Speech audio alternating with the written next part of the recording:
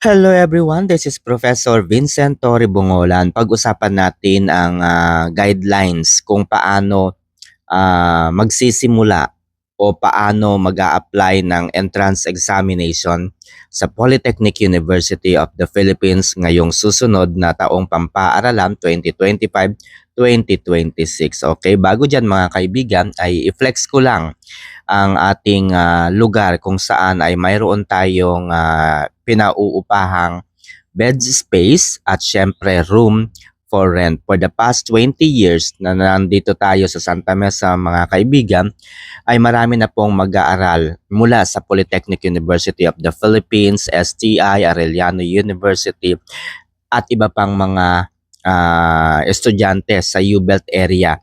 Ang dito po ay tumira at naging bahagi po no ng ating tahanan. Okay? So yung iba po dito ay seaman na no at yung iba po ay naging kaibigan na rin po natin dahil yung iba mula po nung mag-aral sila ng college hanggang sa magkaroon po ng trabaho at after 5 years, 10 years ay bumibisita pa rin po sila sa atin. Okay? So, ganyan po ang camaraderie dito po sa ating lugar sa Santa Mesa, Manila. Okay? Malapit po ito sa U-Belt area. Okay? So, ang guidelines po mga kaibigan, kung nahihirapan kang mag-isip ng kurso na kukunin ngayong 2025 to 2026 mga kaibigan, ay magsagawa ka ng kaunting research kung ano nga ba ang mga trabaho na kung saan ay mababa ang competition pero talaga namang hinahanap kayo ng industriya. Okay? Hahanapin kayo ng kumpanya.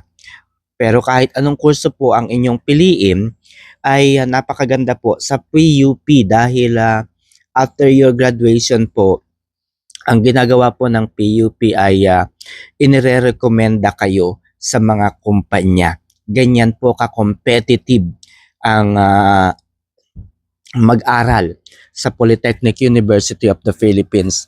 Kaya po ini-introduce kayo o yung mga graduates sa mga kumpanya dahil confident po ang PUP na nagbibigay po sila ng quality education. Kaya hindi sila mapapahiya na i-recommend po tayo sa mga kumpanya. Ako po ay kumuha ng kursong Bachelor in Applied Statistics. At nagulat nga po ako kasi hindi na ako halos nag-apply ng trabaho dahil nakatanggap na lang ako ng tawag mula sa isang kumpanya.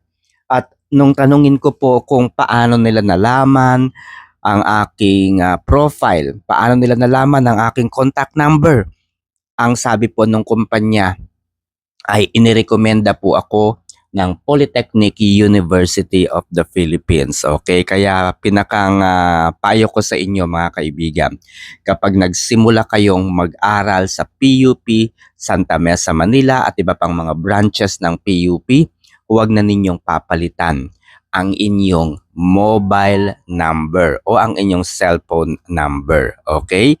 So sapagkat pag pinalitan po ninyo yung inyong cellphone number, eh maaaring hindi kayo matawagan ng mga kumpanya kung saan ay inirerekomenda kayo ng PUP sa iba't ibang mga kumpanya. O di ba? Napakagandang opportunity nito mga kaibigan sapagkat kung magbabago-bago kayo ng numero tapos gagraduate kayo ay talaga namang pagsisikapan ninyo talagang mag-apply ng trabaho, di ba? Pero kung ganyan po na hindi kayo magpapalit ng inyong numero, yan, mataas po yung chance na makahanap kayo kaagad ng trabaho. Okay? So, yun po yung pinakang unang guidelines. Okay? Alam mo ba? Ang PUP, CET, o US, ayan, ito po yung College Entrance Test Open University System na para sa mga aplikante na first time mag-aaral sa kolehiyo o hindi pa nakapag-e-enroll sa vocational or kahit anong 2-year or 3-year course. Ito rin ay para sa mga estudyante na nakapagtapos ng senior high school. Paalala, hindi maaaring mag-apply sa kolehiyo ang grade 10 students. Para rin ito sa mga alternative learning systems graduate. Makikita ito sa Certificate of Completion kung may nakasulat na for college admission. Ano naman po ang PUP o US AET? Okay. Ito po ang PUP o US Admission and Evaluation for Transferees or PUP o US AET. Okay. Para sa mga huminto sa kolehiyo, kailangan ng transcript of records or certificate of grades with honorable dismissal. Para sa mga aplikante na nakapagtapos o di nakatapos ng kanilang TESDA at vocational programs, kailangan ng transcript of records or certificate of grades. Okay, so yan po ang dalawang bagay na dapat ninyong malaman. PUP, CET o US at syempre PUP o US AET. Okay. Ano pa ba? So, ayun lang guys, no. Ang masasabi ko lang sa inyo kapag mamimili kayo ng kurso ngayon ay sagawa kayo ng kaunting research. Ano nga ba yung mga kurso na sabihin natin kakaunti ang competition. Yan, malaking bagay kasi po yun. Maliit po yung competition, mababa yung competition, pero hinahanap ng mga kumpanya. Okay? Dahil po sa kaunti yung competition, malaki po yung sahod. Di ba? So, personally, ako po ay nagtapos ng Bachelor in Applied Statistics and naging data scientist po ako, no?